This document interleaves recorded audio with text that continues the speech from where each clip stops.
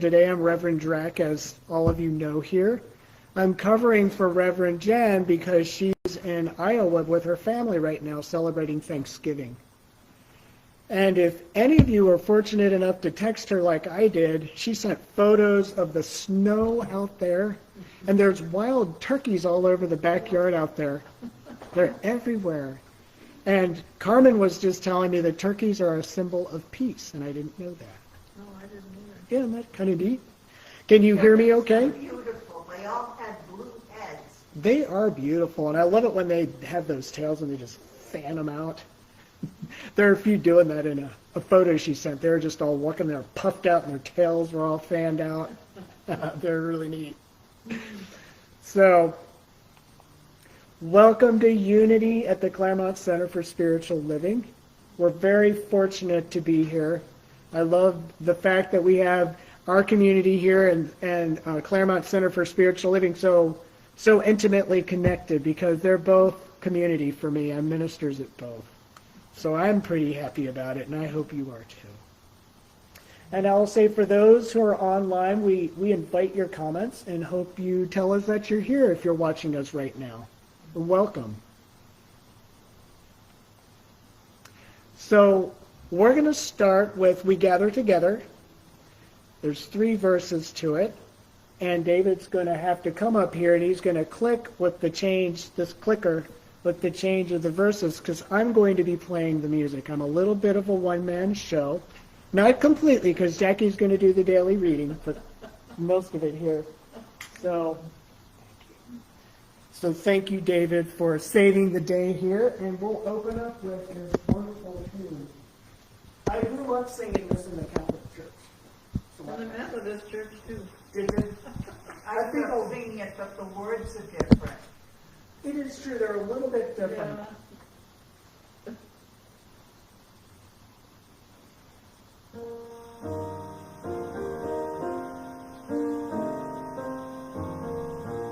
Let me turn up the volume, I apologize, that was too quiet.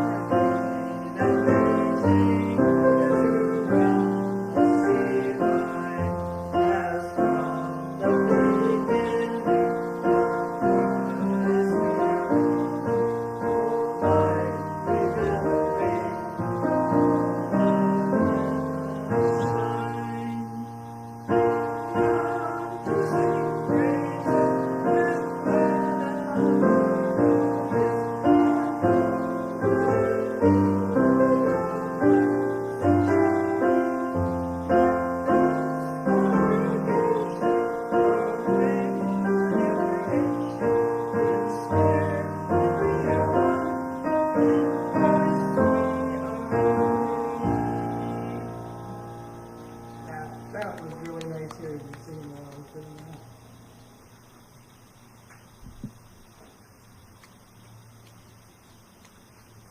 Thank you so much for doing that. I will have to call upon you again. I appreciate it. I don't know if you guys know what it's like, but being in my position, sitting at the keyboard like that and being able to hear everybody singing like that is a really special thing. There's something about it that I can't quite explain. But it's very heartwarming. So, because I'm a religious science minister, science of mind, I will open up with what I do is kind of like a prayer treatment, the combination of that and a prayer. So we take a deep breath and we center ourselves, knowing that right here and now in this present moment, we are here and it's divinely appointed and it's perfect. We know that God is present in everything. As I say, there's not a spot where God is not. God is prevalent, present in everything, even the things that may not be so easy or that we regret or just that are hard. Even in those things, God is present. God's present even in a rock, which is just sitting there, because without Spirit, that rock would not exist. So that DNA of that Spirit is within and moving through everything. And that means that me, standing up here, that I am expressing that as well. I wouldn't be able to speak or breathe. My heart wouldn't beat. These words wouldn't move through me without that. Without that Spirit that is within me, that's imprinted on my DNA, as it is with everybody else in this room.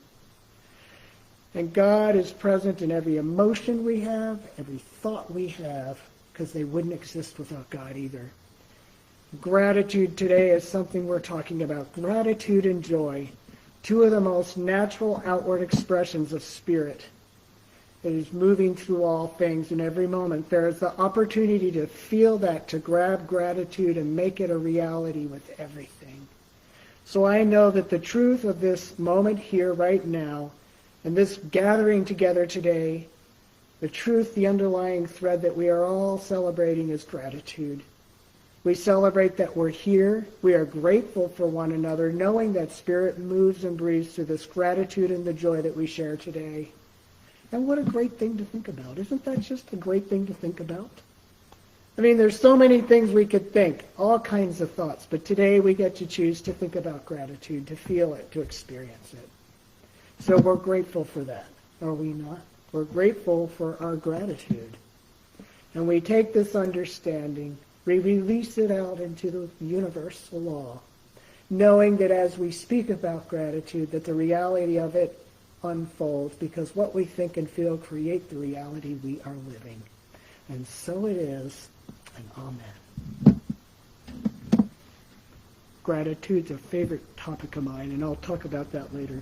I've been doing something with that. So, the next prayer we are going to do is one that Jesus taught us. There's so many universal truths and laws in this simple, short prayer, but it's actually quite profound. I never grow tired of it. I'm going to go down to the keyboard now, and I'm going to play this, and if you'll join me singing it, I would love it.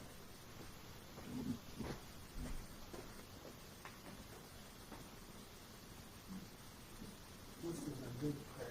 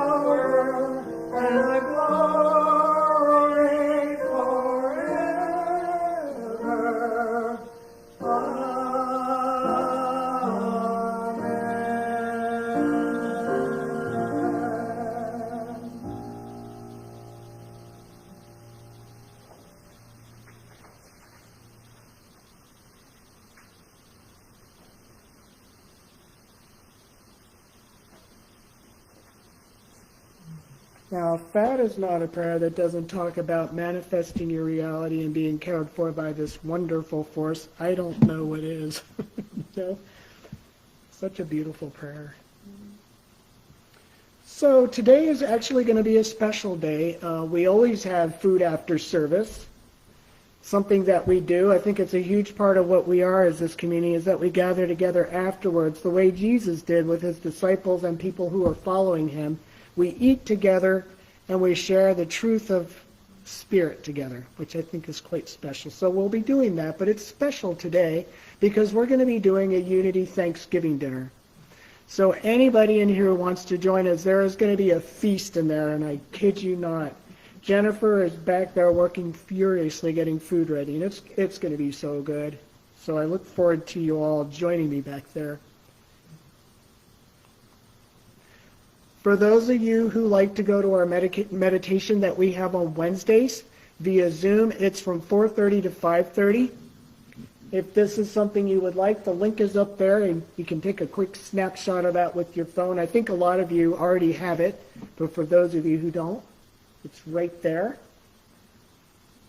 And you can dial, as you can see, for those of you who are dialing.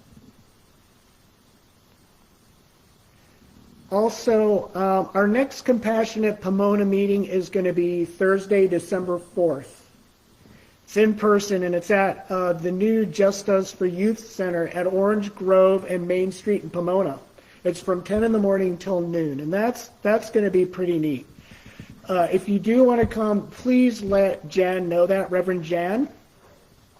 If you're not sure if you can make it or not, it's hybrid, so you can go via Zoom. There's the link right there, and you can take a snapshot of that if you'd like, and that'll take you right there. I think that's the one positive thing about COVID that I have to say, is that when that happened, we all started getting better about doing a lot of things online too. Opens up possibilities. Also, Unity and Claremont Center for Spiritual Living are collecting non-perishable food for Claremont United Church of Christ Church to give to residents who can't, basically they just can't leave their door to go shop because of the threat of ICE. I have some friends who are in that position. And that's a really, really tough place to be. So if you have it in your heart to give for them, please do that. We have a collection bin in the back of the sanctuary. You can see it back there. It's got wrapping paper on it, a big box. That's the one for toys. Oh, is that the toy one? I'm so sorry. The one's behind the piano. Oh, it's the wall there. Okay. It's behind the piano, behind the wall. Whatever's back there, it's back Okay. So we do. Please do bring stuff for that. Ruth, thank you so much. She's involved at United Church of Christ there, and she's spearheading that project to ensure that these people get their needs met during this really challenging time. We're also collecting school backpacks and lunch boxes and hygiene products for students and families in need. That's another thing we're doing. And that's being done through Emerson Community School. So we have two things going on right now that are just really important. So I appreciate all of you who are helping with this very much. And as I mentioned, Reverend Jan is with her family in the Midwest for her Thanksgiving holiday in Iowa, where all the wild turkeys are trotting around literally in their yard in the snow. So I'm covering today for her, and I'm going to be talking about the 100th Psalm and calling it the Thanksgiving Revelation. So before we get into that, though, this is a time to bless our donations. So if we could all repeat this after me, well, we'll wait till you come to the front with the donations so we can say it over the donations. Yes. Thank you so much. Thank you. So divine love through me blesses and multiplies all I all I give, all I do, and all that I receive. And as we say in Claremont Center for Spiritual Living afterwards, I am prosperous now. That's what we say. I love that. I am prosperous now. And just so you know, we welcome your donations through Zelle. We have a QR code up on the screen that you can take a snapshot of. And you can also do it through snail mail. We've got an address right down there for if it's in Pomona. And of course, we have these here. And I'm going to go set this down right now.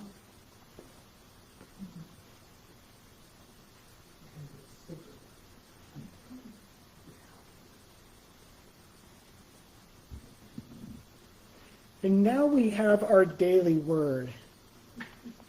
Jackie is going to read that. Oh, I like this one. Okay. Yeah, Hope and faith. That's the Advent words. Today's the first day of Advent. Yeah, today is the first day of it. And as you can see, I don't know if you can see the shadow it's casting here, but we've got The an candles. Yeah. Advent candle from the other. Uh-huh. You did the Christ candle in the first one. It's the first week. We've got 4 weeks until Christmas. Can you believe that? What happened? No. Good morning. Good morning. The words for today are hope and faith. My paper clip's in the wrong place. Hope and faith. I walk by faith and live each day with hope in my heart. As Advent begins, I center myself in hope and feel my faith growing strong. I marvel at Mary's faith as I think about the mental, emotional, physical, and spiritual aspects of her journey to Bethlehem to have her child. She must have felt frightened to hear what the angel had told her, but faith allowed her to take each step with peace. Like Mary, I may wonder why I am facing certain events, and like Mary, I live in faith. When I have doubt or uncertainty, no matter what is going on in my life, my faith in the power of spiritual living gives me renewed hope that God is with me. I am reassured that along every journey, no matter how long, the highest good is unfolding. And from Psalm 62, verse 5, for God alone my soul waits in silence, for my hope is from him. Yeah.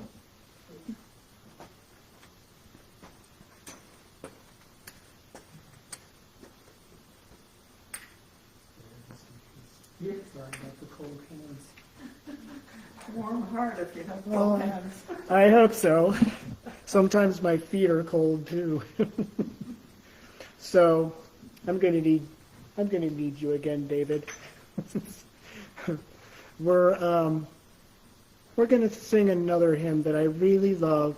Come ye thankful people, come. It's a really nice one. I think there's 3 verses to it. Thank you so much for your help. I got lucky today. I got to get a hymn out of it. That's a good deal. I'll take it.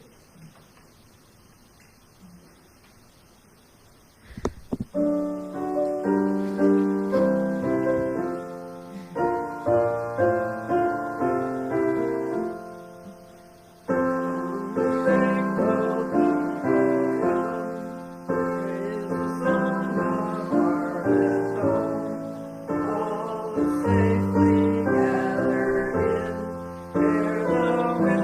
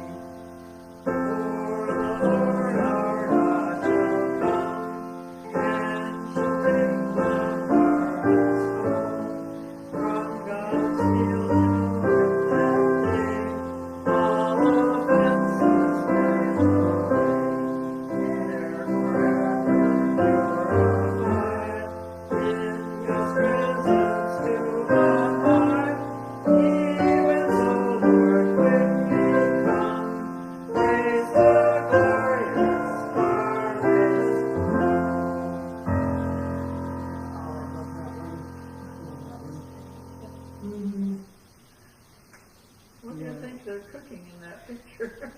Let me see. Look at the chewing potatoes. Oh, they're peeling Oh, potatoes. potatoes. And then you can see the cranberries in the pot over there. Oh, yeah, there it is. I missed that. Yeah. Potatoes, I tell people I never met. Thank you so much for helping. I appreciate that. Thank you. Thank you. I never met a potato I didn't like. I eat them a lot. So when Thanksgiving comes, I'm a happy camper because they have sweet potatoes and they have mashed potatoes, and oftentimes they have other potatoes too, ways they're made. So, yeah. I think that's Norman Rockwell's artwork, and I love Norman Rockwell. Oh, does it? Oh, it does. Yeah, it does. I've always loved his artwork. There's a picture, I know I'm straying a little from the topic, but Norman Rockwell, where they show, I love this one. There's a butcher, and there's a chicken in the scale that they're weighing, and they show both the butcher looking up and the woman who's going to buy the chicken looking up, and the butcher's taking his finger and very carefully pushing down on it, and she's got her finger very carefully from the bottom of the scale trying to push it up. It's the cutest. It's the cutest picture. I love that's I think my favorite Norman Rockwell picture. Anyway, all right. So today we're talking about the 100th Psalm. And it says here Thanksgiving revelation, but honestly, I think these are understandings I'm going to talk about that all of us know. It's going to be basic stuff, but then I'm going to bring a little science in, which is so fun about the brain, a little bit about the neurology of our brains, and how gratitude and joy really plays a role in that. But before I do that, I'm going to read this. This is the 100th Psalm. It says, "Make a joyful shout to the Lord, all you lands. Serve the Lord with gladness.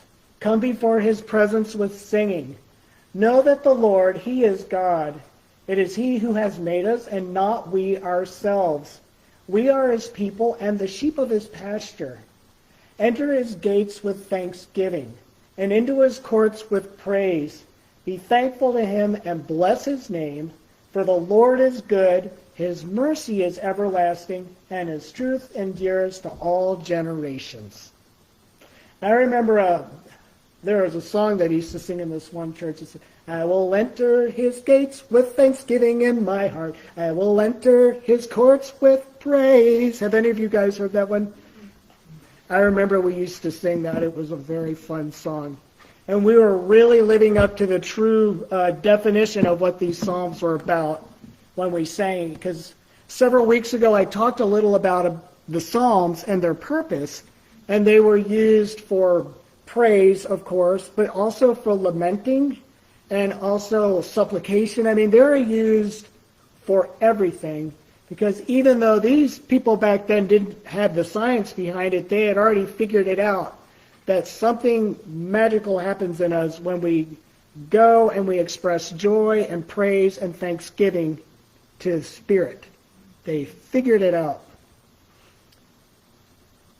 So, what I did, and I even have the date here, September 14th, I did a talk here at Claremont Center for Spiritual Living on gratitude. A week before I did that talk, I started doing a daily practice before I get out of bed. Feet don't even touch the ground. Of first, imagining God's healing energy moving through my entire body. And I even bring up certain parts of my body where I want it. My brain, my throat, whatever it is, I will go through this whole process, lying in my bed. And then after I do that, I'd talk about at least 3 things I'm grateful for. And it's been pretty much the same thing every time, but differently worded, and sometimes with an extra thing added on. That I'm really grateful for this spiritual community here, how grateful I am for it. This one, and Center for Spiritual Living as well. Then I'm grateful for the house that I live in and the housemates I have. I have really good housemates, and the rent is cheap. And then the other one is that I'm really grateful for the job that I have at the hospice where I work, because I absolutely love it. And today I added another one on that I was really, really grateful that I get to be up here and talk, that I get to serve. After I do that, then I get out of bed. And I've been doing this now for over a month. It'll be 2 months pretty soon, and I am not joking. There is an actual difference in my body. I have less joint issues when I eat a certain way. I don't have that as much anymore. My energy has been better. I actually feel physically better. Not to mention my emotional well-being is different. It's amazing. I went online, and there's this site called Fillmore Faith, a fellowship of metaphysical Christians. And I copied some stuff down. I thought it was really neat because it was transcribed by Lloyd Kinder back in December 1st, 2013, stuff that Fillmore had said, specifically around this psalm that I just read. And one thing that Fillmore said, I'll bring this up, is that eventually we learn to recognize the Spirit of truth as indwelling through worship and gratitude. So what does that mean, eventually we do it? It means that if we focus on these things that we have in our life that we're grateful for, it could be anything. As we're talking about things, say, outside ourselves, like my job I'm talking about, or my opportunity to come here and talk, and how much I love that, because I really do. These seem like outside things, but what occurs when I'm thinking about this is it starts to come inside of me, this reality of gratitude, and I start to think of more things that I'm grateful for, and it impacts my well-being, which in return impacts my perspective on life. And crazy thing is, like attracts like. The more I'm thinking about these things I'm grateful for, the more I notice more of these things in my life, and the more I pull them into my reality. It's like a loop. So that's what this is talking about. And he had several things, there are 5 things that he talked about of how we get to this place of it becoming indwelling. The first thing that Fillmore said was, meditating on the Spirit of truth will bring it into this indwelling place in us. And what that means is, it's like when I'm in bed in the morning, I'm meditating on it. The first thing I do is, when I wake up, I think about what I'm grateful for in my life. And in recognizing that and focusing on it, I am recognizing and acknowledging the spiritual truth that I have good in my life. And that because of Spirit, it's there. And because, like in that prayer I said earlier today, God is indwelling in everything, no matter what it looks like, even if it's just a rock sitting there, God is in it, or it wouldn't be there. So in gratitude, even when you're worshiping and doing gratitude through worship, you are meditating on the Spirit as truth. That's what you're doing, and that's making it real for you. The next thing Fillmore said is that believing in it as the fundamental reality of our being pulls it in. Back to my little bedtime thing. When I'm focusing on the things in my life that I am grateful for, when I'm rejoicing that, so to speak, because that's what I'm doing, I'm believing in the fundamental reality of Spirit being in this, and that this is in me. It's a personal thing to sit and think about what you're grateful for, knowing that you have these things in your life and that this Spirit brings it in, and that you're collaborating with this Spirit brings it in. Does that make sense? So that's believing in it as the fundamental reality of our being, that we have good in our lives. That's the reality. There is good in our lives, and there is joy to be had. That is what we're naturally hardwired for. The next thing Fillmore said, which I thought was really profound in its own right, is we're expecting its guidance. So what does that mean? I'm sitting here saying thank you. What does this have to do with expecting guidance? When I'm sitting and thinking about these things, or lying down, literally, I am developing in myself this understanding that this good is in my life because of Spirit. It's a reality. And over time, and it has happened with me, I expect that this good's going to be in my life because I'm focusing on it and I'm knowing it's there. It's real. It's visceral. It's like this piece of paper right here. thinking about the church I go to and the people I love, the job that I have. I've started thinking about friends I really value, that I am developing a tribe of people I love in my life. I'm focusing on that. And when you see what you have, you expect that Spirit's going to guide you. You expect that Spirit's going to bring you this good. You expect that. It becomes an expectation that you'll be guided in a direction where it will be there. It becomes real because you're thinking about it. You're seeing where it really is real, where you've been guided to it in your life. So you're expecting this guidance of Spirit in your life through this. And it becomes an indwelling understanding. It becomes real. The next thing Fillmore said was, directing what we desire, our heart's desires toward what we are doing to make this visceral for ourselves and real and indwelling is by focusing on the good in our life and celebrating it. We are in fact directing our desires towards Spirit.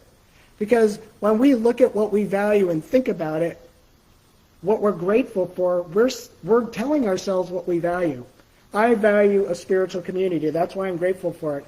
I value a job where I can support people as a chaplain because that's what I value.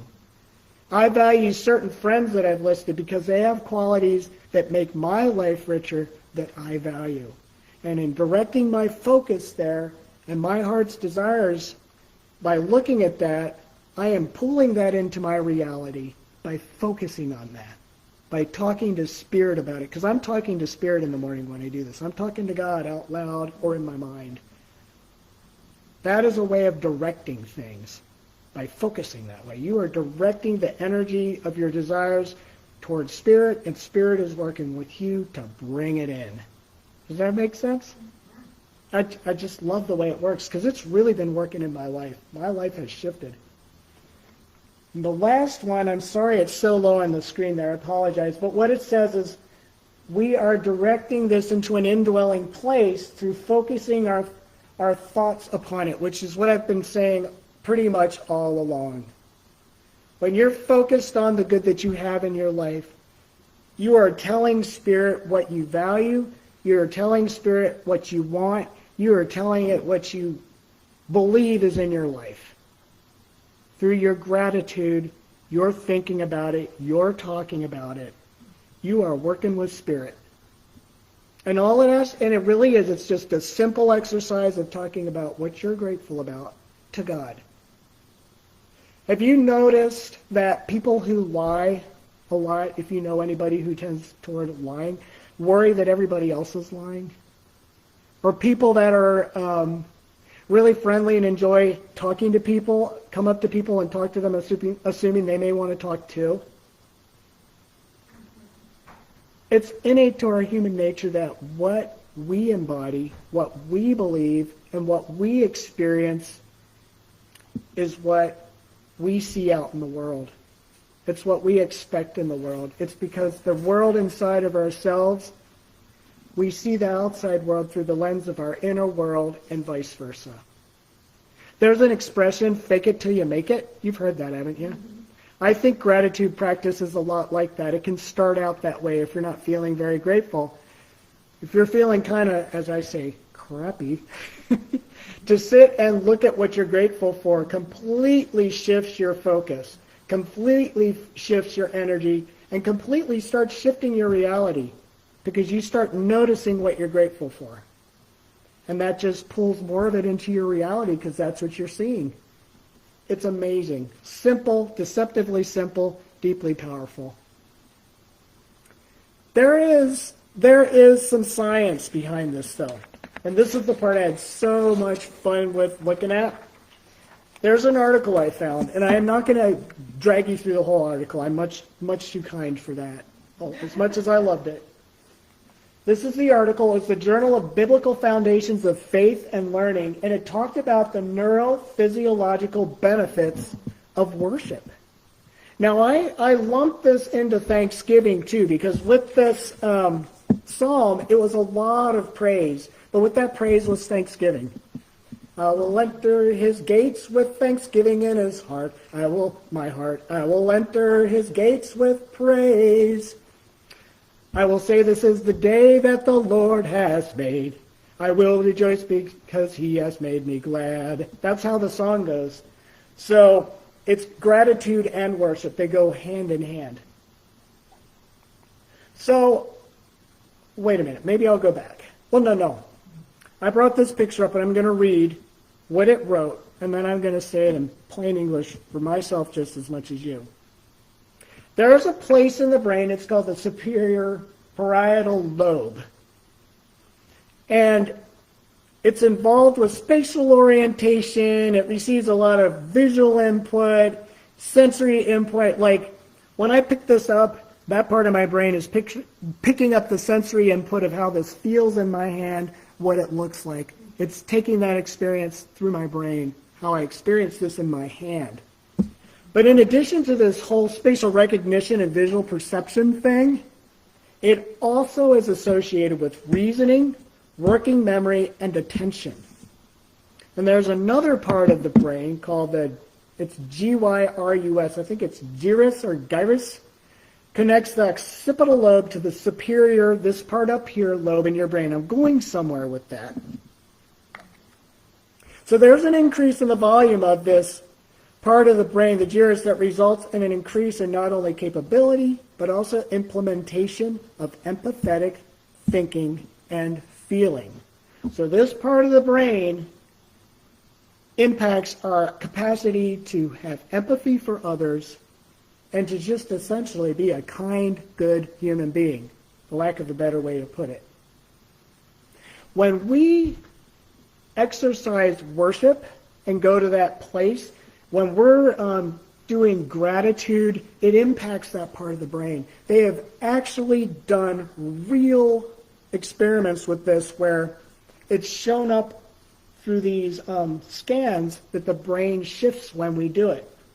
The one on the right, you can see the prayer scan. It became lighter. It's not so hot on the other side. There's a shift in it as that part of your brain is activated. In Matthew chapter 5, verse 44, it says to love your enemies, bless them that curse you, do good to them that hate you, and pray for them which despitefully use you and persecute you. How's that putting it bluntly? You can follow that scripture or any kind of spiritual practice to be compassionate, more compassionate toward others.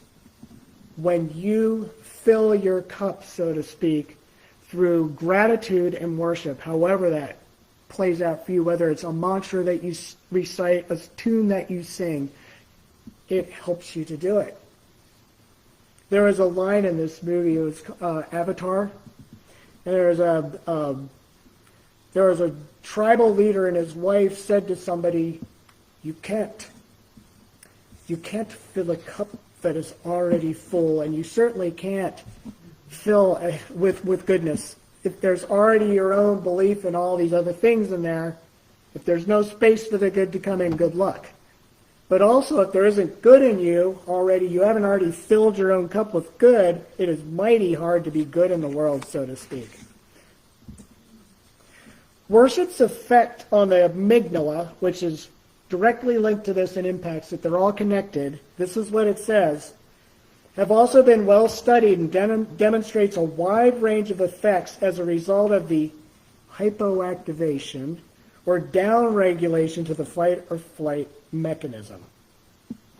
They talk about how this extends to the hypothalamus, and I'll use different words in a minute, that initiates the fight or flight response. Now, when people do a practice of prayer or worship of gratitude, that part of your brain that's a fight or flight part of your brain starts to deactivate. It quiets it down.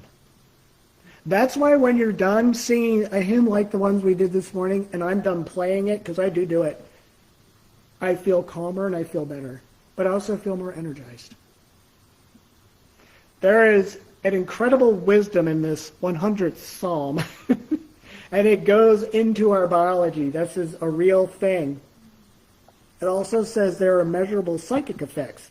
Decreases in depression, anxiety, chronic pain, even post-traumatic stress disorder. There is benefits for people working with these. It's become practice among some practitioners and doctors to recommend to people where it's appropriate for them to pray or to sing these hymns or to do stuff like this because they know it helps.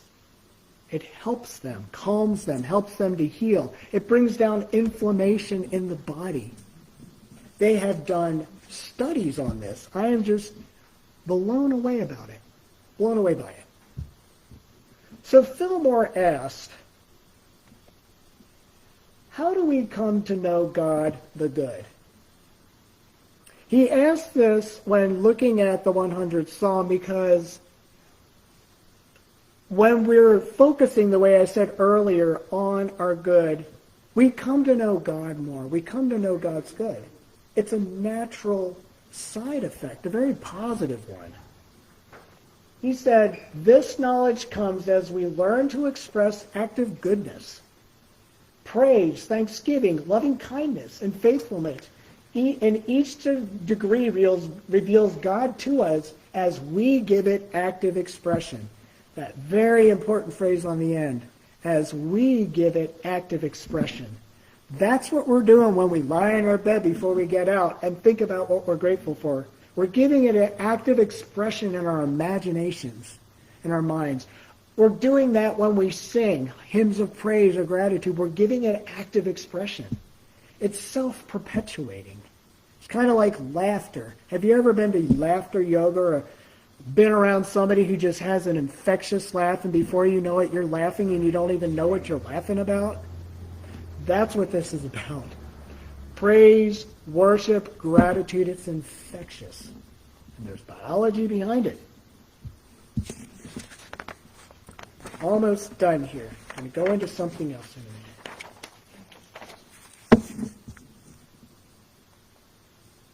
Oh, Charles, in case you didn't know, I didn't realize it did pop up.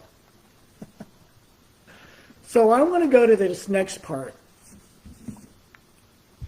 And I've got papers on the chair with pencils, and I'll hand some out to the people who just came in too. Because one last thing that he said, and I didn't put it up there, is that joyful worship isn't limited to a temple or a church service. It is a daily posture. I love that wording, a daily posture. Serving with gladness at work, at home, or in the community. In other words, yeah, I can talk about this up here, but this is something you do in your daily life because that's where it's most impactful.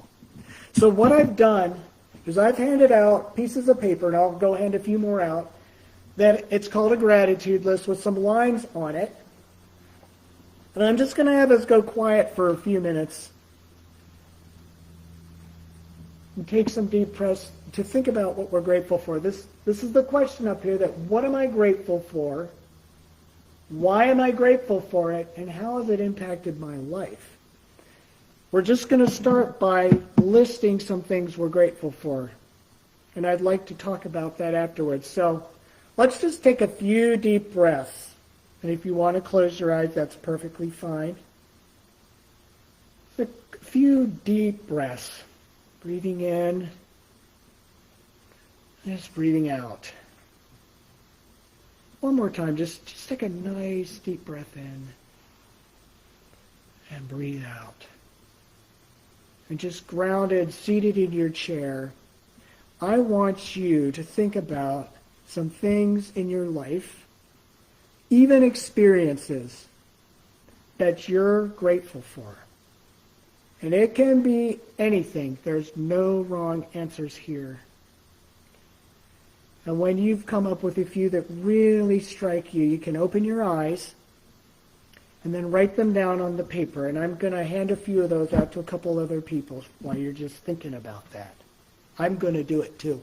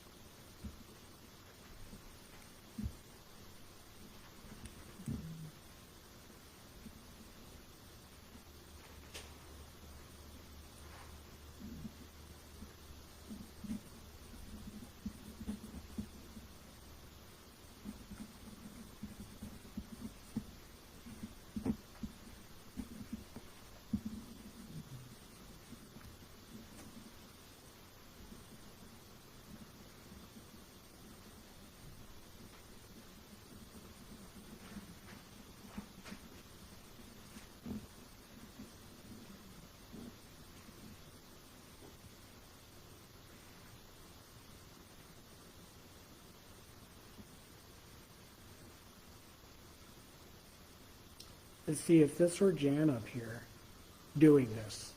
I could sit down there and do a tune on the keyboard like dun dun dun dun dun dun dun.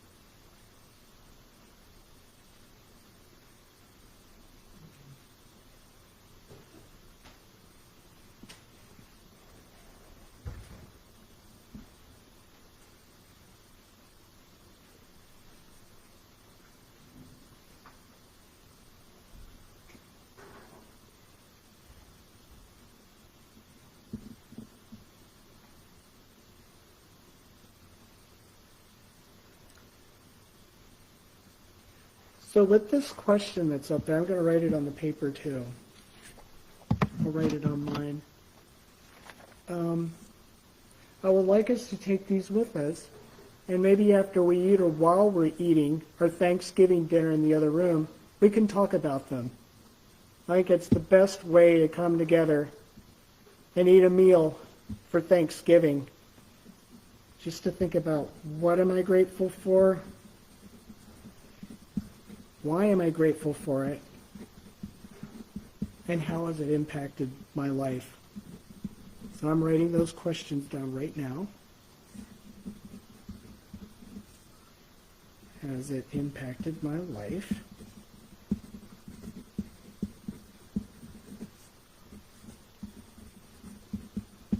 Just about done here. That gives people a few more minutes. And why am I grateful for? Okay.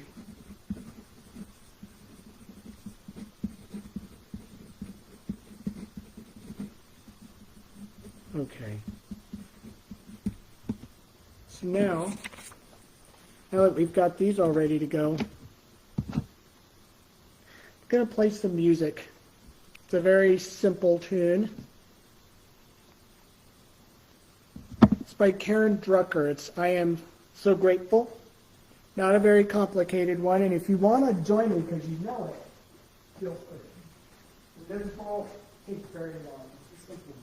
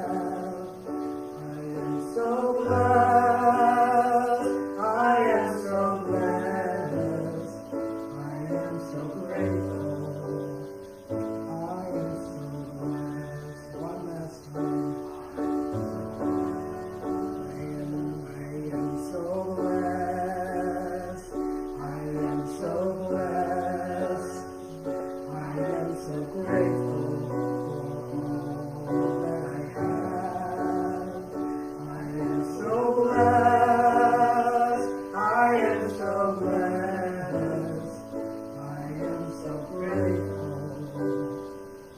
I am so blessed. Thank you, everybody, for tutoring me.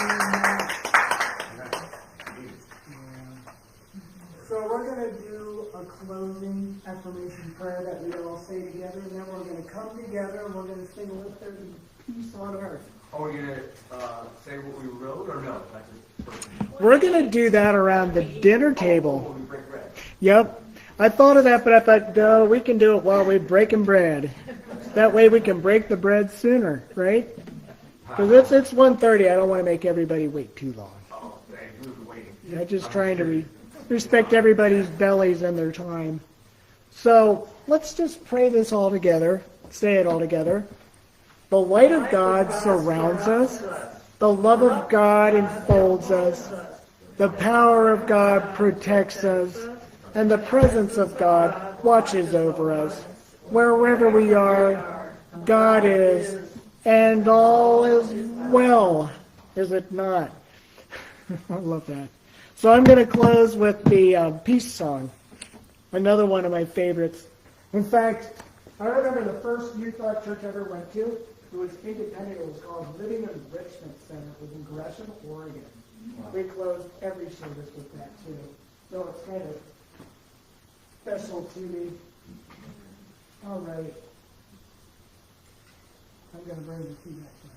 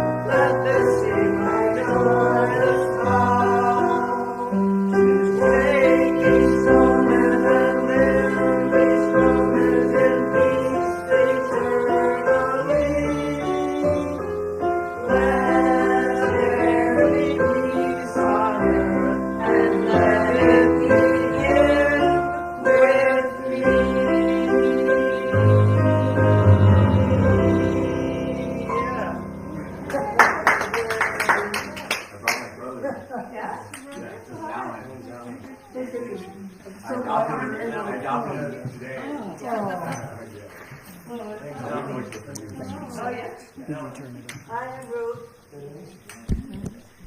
I told him that it was the best of Christianity, the best of Jesus.